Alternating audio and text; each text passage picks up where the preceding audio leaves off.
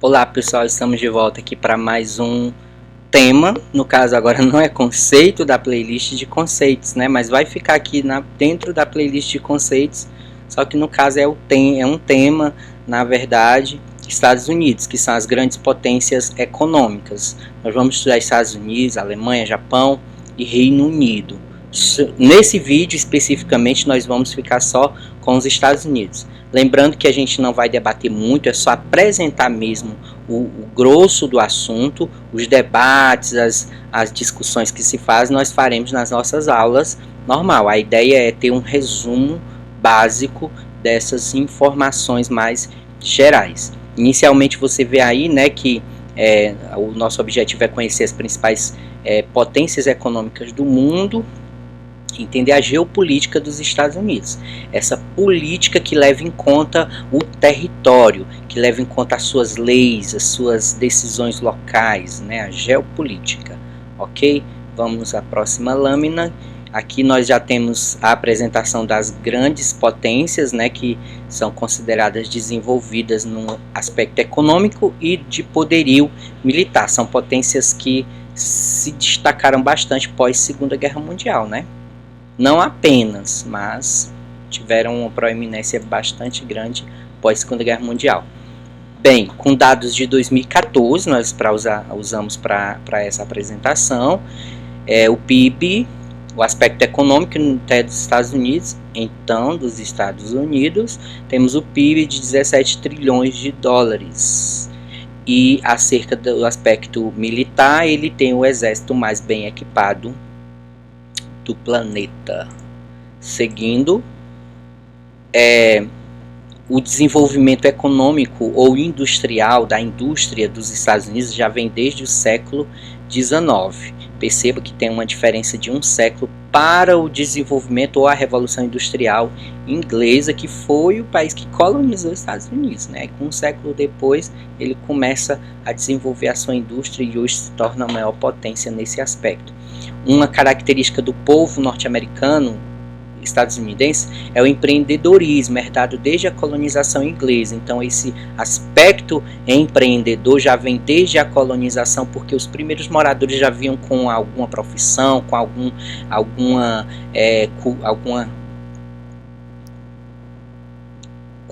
habilidade técnica, e isso possibilitou muita coisa, ajudou bastante também no desenvolvimento dessa nação, tá bom? Outro importante aspecto, que inclusive eu acho que fugiu aqui dos nossos tópicos, e eu vou abrir um parênteses aqui e dizer, que assim, os Estados Unidos teve a felicidade de não ter nenhum mineral precioso no descobrimento, né, do seu território ali pelos ingleses. A terra não era rica a ponto de se plantar qualquer coisa e dar como aqui no Brasil, então por isso que ela não foi visto como um território provável, um território assim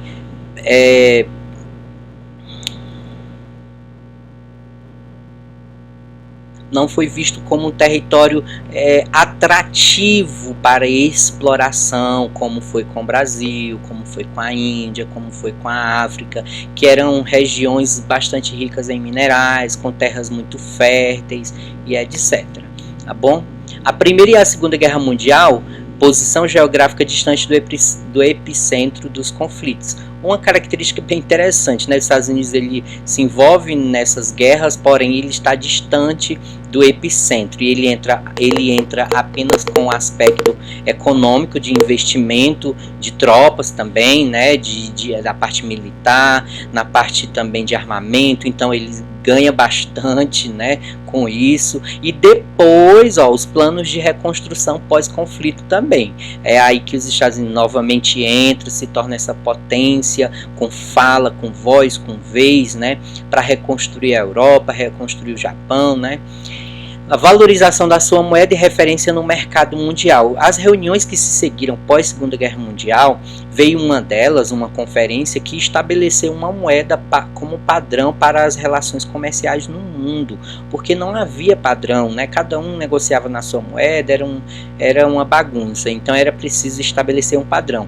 Claro que havia um padrão que era o ouro, mas o ouro não estava sendo suficiente, era preciso haver uma moeda.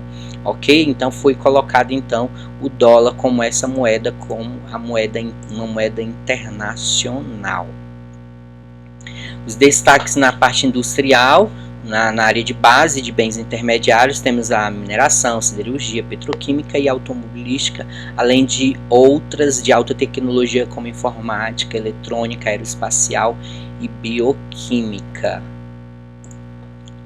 Destaque no setor agroindustrial, que é um destaque, né, os Estados Unidos no mundo, esse setor, só que não é simplesmente, né, não é qualquer atividade primária de qualquer forma, é uma atividade primária que envolve o secundário também e até o terciário, né, empresas rurais com alta tecnologia empregada, olha o diferencial aí, olha o diferencial aí, pessoal, alta tecnologia empregada.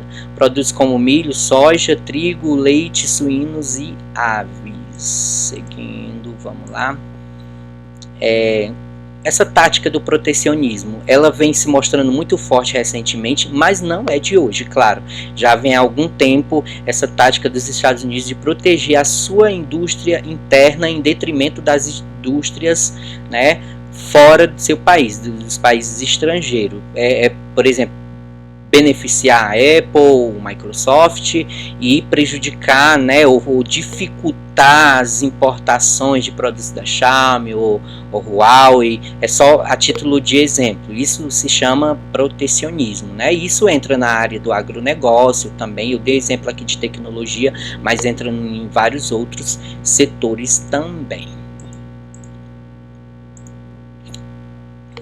Outra influência dos Estados Unidos no mundo, não só eu já destaquei o aspecto econômico, o aspecto militar, mas também a influência cultural no mundo, impondo a sua forma de consumismo ao mundo, a sua forma de alimentação ao mundo, forma de vestir, a influência cultural em diversos aspectos, através de diversas marcas também, como você vê nessa lâmina aí do slide. E por fim, pessoal, para fechar esse aspecto militar, eu só fiz citar, né, não apresentei nada nesse aspecto. Eu trago aqui as principais potências com ogivas nucleares, né, herdadas aí da Segunda Guerra Mundial.